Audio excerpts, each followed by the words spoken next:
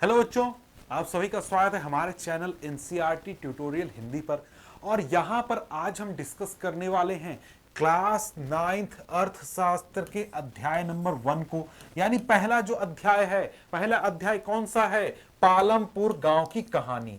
यानी जो पालमपुर गांव है उसकी जो कहानी है उससे जुड़े हुए महत्वपूर्ण एमसीक्यू हम देखने वाले हैं। यानी जो वीवीआई एमसीक्यू हैं, वेरी वेरी इंपॉर्टेंट एमसीक्यू हैं, इनको हम यहां पर देखने वाले हैं। अब यहां पर बात करें तो इस चैप्टर का जो डिटेल लेक्चर वीडियो है, यानी कि पूरा चैप्टर जहां समझाया गया है वो पहले से बना दिया गया है। आप चैनल पर जाइए, वहां पर आपको मिल जाएंगे इस चैप्टर के भी वीडियो, इसके अलावा और भी चैप्टर्स के भी वीडियो मिल जाएंगे। तो आइए हम शुरुआत करते हैं और यहां पर पहला क्वेश्चन देखते हैं। पहला क्वेश्चन यहां पर क्या कहता है? पहला क्वेश्चन यहां पर कहता है कि भाई देखिए, जो पालमपुर गांव है इसका मुख्य क्रियाकलाप क्या है? यानी कि यहां के लोग रोजगार के रूप में सबसे ज्यादा क्या करते हैं? तो रोजगार में बात करें तो जो पालमपुर गांव है यहां के लोग क्या करते हैं? कृषि करते हैं, कृषि। ठीक है, तो भाई कृषि हमारा उत्तर हो गया, पहले प्रश्न का उत्तर, उत्तर बी कृषि आपको पता चल गया। अगला देखते हैं, यहां पर कहता है कि पालमपुर गांव में कितने लोग कृषि कार्यों में लगे हुए हैं? कृषि कार्यों में कितने प्रतिशत लोग लगे हुए हैं? तो उत्तर इसका क्या हो जाएगा? इसका उत्तर हो जाएगा हमारा, जरा सा देखिए उत्तर के ऑप्शन क्या है? 50, 60, 70, 75। क्या ऑप्शन होगा? 75 हमारा सही ऑप्शन होगा। पालमपुर गांव के 75% लोग कृषि में लगे हुए हैं। और इसको अगर अलग तरीके से पूछे तो यहां 75% की जगह क्या कह देगा? 2/3, 2/3 और सॉरी 3/4, 3/4 कह देगा अगर ऑप्शन इस तरीके से दे तो। ठीक है, आगे देखते हैं अगला यहां पर प्रश्न क्या है। अगला प्रश्न कहता है कि भाई पालमपुर गांव में परिवारों की कुल संख्या कितनी थी? यानी कि जो अध्याय पढ़ा हमने पालमपुर गांव के बारे में, तो गांव में कुल परिवार कितने थे? कुल कितने परिवार थे? 450, 350, 250, 150। उत्तर क्या हो जाएगा? 450। पालमपुर में 450 परिवार थे। ठीक है, अगला को प्रश्न आता है कि पालमपुर गांव में उच्च जाति के कितने परिवारों की संख्या थी? यानी कि उच्च जाति के कितने परिवार थे पालमपुर में? 450, 200, 150, 80। 450 क्या थे? कुल परिवार थे, कुल परिवार। और हम क्या पूछ रहे हैं? उच्च जाति के लोग कितने थे, उच्च जाति के परिवार कितने थे? तो उत्तर क्या हो जाएगा? 80, डी 80 परिवार थे उच्च जाति से जुड़े हुए। ठीक है, अगला प्रश्न देखते हैं। अब यहां पर प्रश्न आता है कि भाई देखिए, पालमपुर गांव में कितने परिवार भूमिहीन हैं? तो भूमिहीन परिवारों की बात करें तो यहां पर भूमिहीन परिवार पालमपुर में कुल मिलाकर कितने हैं? 150 परिवार पालमपुर में कितने हैं, क्या है? भूमिहीन है। अगला प्रश्न यहां पर आता है कि भाई देखिए, यहां पर पूछा गया कि भाई भारत में आधुनिक कृषि सर्वप्रथम कहां आरंभ की गई? सर्वप्रथम कहां आरंभ हुआ?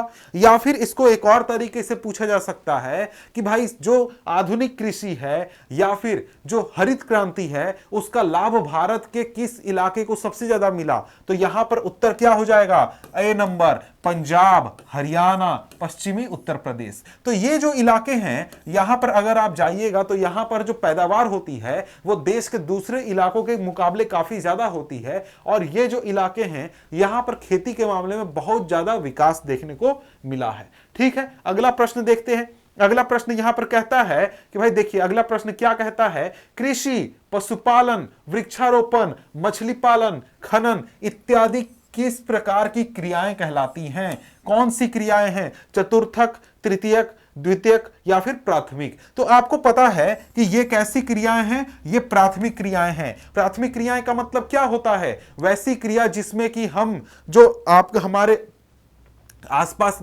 एनवायरनमेंट में, नेचर में जो मौजूद चीजें हैं उनसे जो चीजें प्राप्त करते हैं, उनके लिए जो क्रियाएं करते हैं वो हमारा क्या हो गया? प्राथमिक हो गया। ठीक है, जैसे कि हम खेती कर रहे हैं तो क्या कर रहे हैं? हम एक तरीके से प्राकृतिक चीजों को प्राप्त कर रहे हैं। खनन कर रहे हैं तो क्या कर रहे हैं? प्राकृतिक चीजें हैं, सिर्फ उनको हम निकाल रहे हैं। तो क्या हो गया? प्राकृतिक क्रिया हो गया। कि भाई कृषि, पशुपालन, वृक्षारोपण, मछली पालन क्या होता है?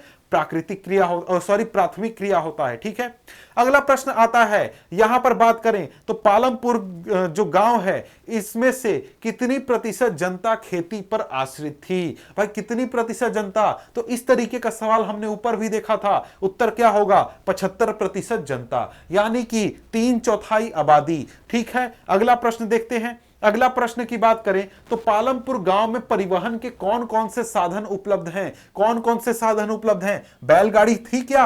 आपने चैप्टर में पढ़ा था, बैलगाड़ी वहां पर थी? जी हां थी। भैंस बग्गी? जी हां। ट्रक? जी हां। तो तीनों जब थे तो उत्तर हमारा डी हो जाएगा, उपयुक्त सभी। ठीक है, अगला प्रश्न देखें। अगला प्रश्न कहता है पालमपुर गांव के साथ निकटतम कौन सा सबसे बड़ा गांव जुड़ा हुआ था?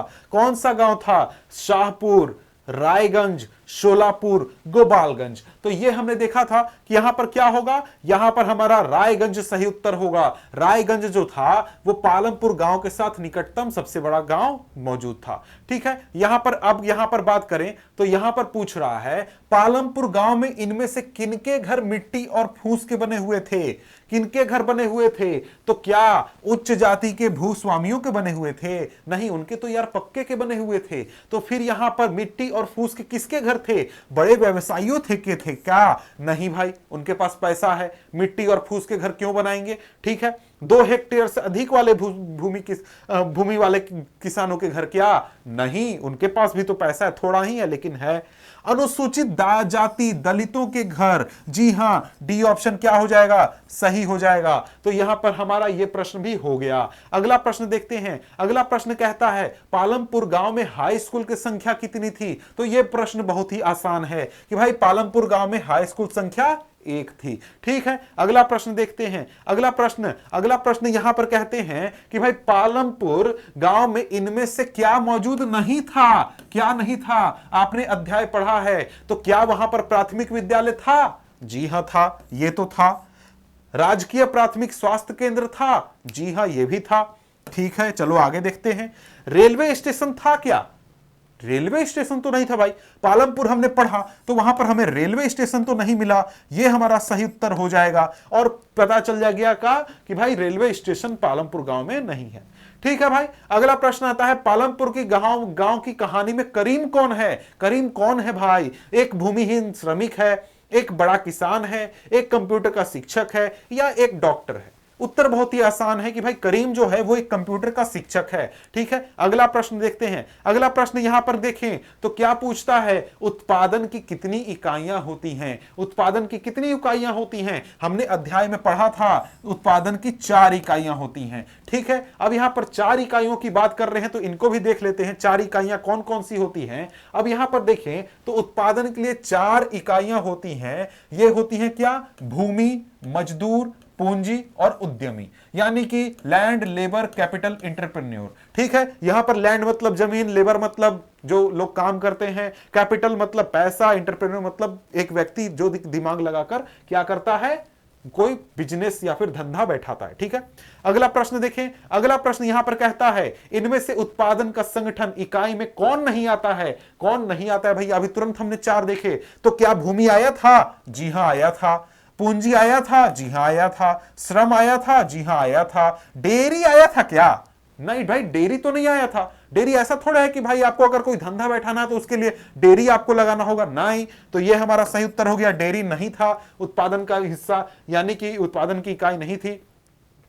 अगला प्रश्न, इनमें से कोई अस्थाई पूंजी नहीं है। अस्थाई पूंजी का मतलब क्या होता है? अस्थाई पूंजी का मतलब होता है कि भाई आपने किसी धंधे में, कोई भी व्यापार में आपने पैसा लगाया, किसी चीज को खरीदा और वो आपका 1 साल से ज्यादा कई साल तक लगातार आप उसको इस्तेमाल कर सकते हैं, वो क्या हो गया? अस्थाई पूंजी हो गया। जैसे आप अगर बीज खरीदते हैं तो बीज क्या हर साल इस्तेमाल कीजिएगा? नहीं, 1 साल में खत्म हो जाएगा, तो वो अस्थाई पूंजी नहीं है। मशीन आप खरीदते हैं, जनरेटर खरीदते हैं, औजार खरीदते हैं, तो ये क्या है? ये आपका अस्थाई पूंजी होगा। क्यों? क्योंकि आप अगर मशीन आपने खरीदा तो ऐसा थोड़ी है कि हर सीजन में आप खेती करने के लिए नया मशीन खरीदिएगा, नहीं। ट्रैक्टर हर सीजन में नया खरीदते हैं क्या? जनरेटर नया खरीदते हैं क्या? औजार नया खरीदते हैं क्या? नहीं। आप क्या खरीदते हैं? बीज हर सीजन में, हर बार खेती करने के लिए आप नया बीज खरीदते हैं। तो अस्थाई पूंजी नहीं है कौन? बीज। ठीक है, अगला प्रश्न देखते हैं। अगला प्रश्न क्या कहता है? अगला प्रश्न कहता है इनमें से कौन अस्थाई पूंजी है? भाई अस्थाई पूंजी पूछता है, मतलब एक बार खरीदा 3 साल 4 साल 5 साल 10 साल तक वो चलेगा। बीज क्या हो गया? अस्थाई पूंजी है? नहीं है। नगद रुपए क्या अस्थाई पूंजी है? नहीं है। एक बार खर्च कर दिए फिर से नया पैसा लाना पड़ता है। ठीक है, उर्वरक खाद क्या आपका अस्थाई पूंजी है? नहीं है। कंप्यूटर का अस्थाई पूंजी है क्या? जी हां। आपने कंप्यूटर खरीदा तो क्या आप हर सीजन में नया कंप्यूटर खरीदते हैं? नहीं। आप क्या करते हैं? एक ही कंप्यूटर को 2 साल 4 साल 10 साल तक इस्तेमाल करते हैं। ठीक है, अगला प्रश्न देखते हैं। अगला प्रश्न यहां पर क्या कहता है? इनमें से कौन अस्थाई या फिर कार्यशील पूंजी है? अस्थाई या फिर कार्यशील पूंजी। नगद रुपए क्या ये कार्यशील पूंजी है या फिर जनरेटर है, टरबाइन है, थ्रेसर है, कौन है? तो भाई नगद रुपया क्या है? हमारा अस्थाई या फिर कार्यशील पूंजी है। आपको हर बार काम करने के लिए आपको क्या चाहिए होगा? आपको नगद रुपया चाहिए होगा। यानी कि वो एक बार ले लेने पर आपके पास अगर एक बार 1 लाख रुपए आ गए तो ऐसा नहीं है कि वो 10 साल तक वो 1 लाख 1 लाख 1 लाख चलेगा, ऐसी बात नहीं होती है। आपने 1 लाख जहां खर्च किया फिर से आपको नया दूसरा 1 लाख रुपया लाना पड़ेगा। ठीक है, अगला प्रश्न देखते हैं। अगला प्रश्न कहता है इनमें से कौन अस्थाई कार्यशील पूंजी नहीं है? यानी कि क्या अस्थाई पूंजी है? तो भाई कच्चा माल क्या आपका कार्यशील पूंजी है? जी हां, कार्यशील है। तो यह हमारा उत्तर नहीं होगा। कुम्हार द्वारा प्रयोग में लाई जा रही मिट्टी क्या यह कार्यशील पूंजी है? जी हां, यह हमारा अस्थाई नहीं है, यह भी नहीं होगा। ट्रैक्टर क्या यह अस्थाई पूंजी है? नहीं। ट्रैक्टर क्या है? अस्थाई है, कार्यशील नहीं है, अस्थाई है। तो यह हमारा उत्तर सही हो जाएगा। ठीक है, अगला प्रश्न देखते हैं। अगला प्रश्न क्या कहता है? अगला प्रश्न यहां पर कहता है पालमपुर में भूमि स्थिर क्यों है? भाई भूमि स्थिर है, इसका मतलब क्या हुआ? इस प्रश्न का मतलब क्या है? इस प्रश्न का मतलब है कि भाई जितना खेती आज के 10-20 साल पहले होता था आज भी उतना ही खेती होता है। ऐसा क्यों है? उसका कारण क्या है यह हमें बताना है। 1960 के बाद अब कोई बंजर भूमि नहीं बची, खेती करने वालों की संख्या कम हो गई है, परिवहन के क्षेत्र में रोजगार में वृद्धि हुई है, पशुपालन के क्षेत्र में वृद्धि हुई है। क्या हुआ है? तो भाई हुआ यह है कि 1960 के बाद देश में जमीन ही खाली नहीं है जो कि बंजर है, जहां पर नया खेती किया जाए। देश पालमपुर गांव के सभी जमीनों पर सभी जगहों पर क्या हो रही है? खेती हो रही है। ठीक है, अगला प्रश्न देखते हैं। अगला प्रश्न यहां पर कहता है कि भाई बहुविधि जो हमारा फसल प्रणाली है ये क्या होता है? एक वर्ष में एक से अधिक फसल उगाना, एक वर्ष में एक फसल उगाना, 6 माह में एक फसल उगाना, 6 माह में 3 फसल उगाना। तो यहां पर सिंपल क्या हो जाएगा?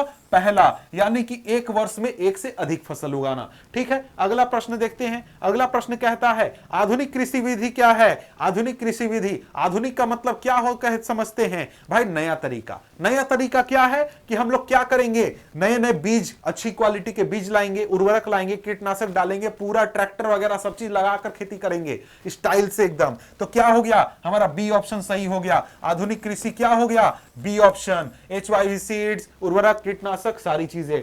अगला प्रश्न देखते हैं। अगला प्रश्न यहां पर कहता है पालमपुर गांव में उत्पादन बढ़ाने के लिए इनमें से क्या उपाय किया गया? भाई उत्पादन बढ़ाने के लिए क्या किया गया? चकबंदी व्यवस्था अपनाई गई, बहुविध फसल प्रणाली अपनाई गई, जोतों का सीमांकन किया गया। क्या किया गया भैया? ये जो प्रश्न है ना इसका जवाब आप लोग नीचे दीजिए। क्यों नीचे दीजिए? ताकि मुझे पता चले कि आप लोग अभी तक वीडियो देख रहे हैं, आप लोग टाइम पास करने नहीं आए थे, पूरा चैप्टर पढ़ने आए थे। तो अगर आप अभी तक टिके हुए हैं और आपको उत्तर पता है कि आपकी तैयारी अच्छी चल रही है तो कमेंट करके बताइए कि भाई आपको इसका उत्तर पता है या फिर नहीं है। आगे देखते हैं।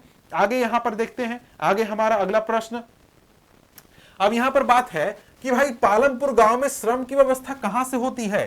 श्रम की व्यवस्था कहां से होती है? भाई क्या बड़े भी किसान श्रम करते हैं? नहीं भाई, बड़े किसान क्यों करेंगे? मझोले और बड़े किसान करते हैं? जी नहीं। छोटे किसान और भूमिहीन करते हैं या फिर दूसरे स्थानों से श्रमिकों को बुलाया जाता है? तो नहीं, ये भी गलत, ये भी गलत, ये भी गलत। सी ऑप्शन सही। यानी कि जो छोटे किसान या फिर भूमिहीन किसान हैं वो क्या करते हैं? श्रम का काम करते हैं। क्यों? क्योंकि देखिए पालमपुर में हमने क्या पढ़ा था? पालमपुर में पढ़ा था कि जो छोटे किसान होते थे अगर उनको पैसे की जरूरत होती थी और वो बड़े किसान के पास जाते थे तो पैसे मिलने का एक शर्त यह भी होता था कि भाई मेरे खेत में आकर काम करो। और साथ में जो भूमिहीन किसान है या फिर भूमिहीन व्यक्ति है उसके लिए तो मजबूरी है कि उसको काम करना है, नहीं तो वो पैसे कहां से कमाएगा।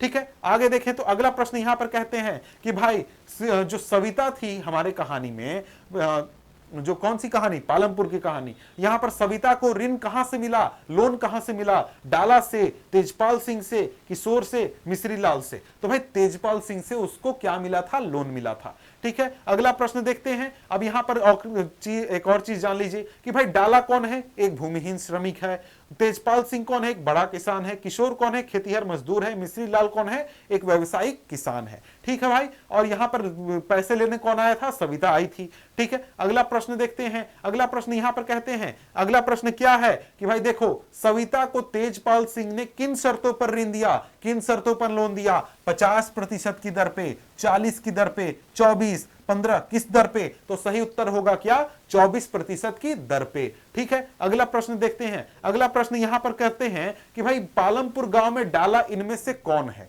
अभी तुरंत हमने ऊपर देखा डाला के बारे में, एक बड़ा किसान है, एक मझोला किसान है, एक डॉक्टर है, भूमिहीन श्रमिक है। उत्तर बहुत ही आसान है, उत्तर क्या है कि भाई भूमिहीन श्रमिक है। कौन, डाला, डाला भूमिहीन श्रमिक है। ठीक है, अगला प्रश्न देखते हैं। अगला प्रश्न यहां पर कहते हैं पालमपुर गांव में इनमें से कौन गैर कृषि क्रियाकलाप के अंतर्गत सम्मिलित नहीं था। अब यहां पर गैर कृषि क्रिया आपका गैर कृषि क्रियाकलाप के बात हो रहा है, यानी कि यहां पर जो पालमपुर गांव है वहां पर गैर कृषि क्रियाकलाप जो होती थी उनमें से कौन सा नहीं होता था। यहां पर क्या यहां पे परिवहन व्यवस्था था, परिवहन का काम होता था, जी हां होता था। क्या यहां पे डेयरी थी, जी हां थी। यहां पर क्या फिल्म की शूटिंग होती थी क्या, जी नहीं जी। पालमपुर में फिल्म की शूटिंग कहां हमने पढ़ा है, नहीं होता था। ठीक है, तो ये क्या हो गया, हमारा सही उत्तर हो गया। ठीक है, तो आगे देखते हैं अगला प्रश्न क्या कहता है। अगला प्रश्न यहां पर कहता है निम्नलिखित में से कौन सा सबसे अधिक श्रम आधारित क्षेत्र है। तो भाई सबसे ज्यादा मेहनत कहां लगता है इन चारों में से, कृषि, मत्स्य पालन, मुर्गी पालन, खनन। तो भाई कृषि हमारा सही उत्तर हो जाएगा। ठीक है, अगला प्रश्न देखें। अगला प्रश्न प्रश्न यहां पर क्या हो गया है, प्रश्न हमारा खत्म हो गया है। तो मिलते हैं हम आपसे अगले वीडियो में, अगले टॉपिक के साथ, अगले चैप्टर के साथ, नए वीडियो के साथ। तब तक के लिए गुड बाय।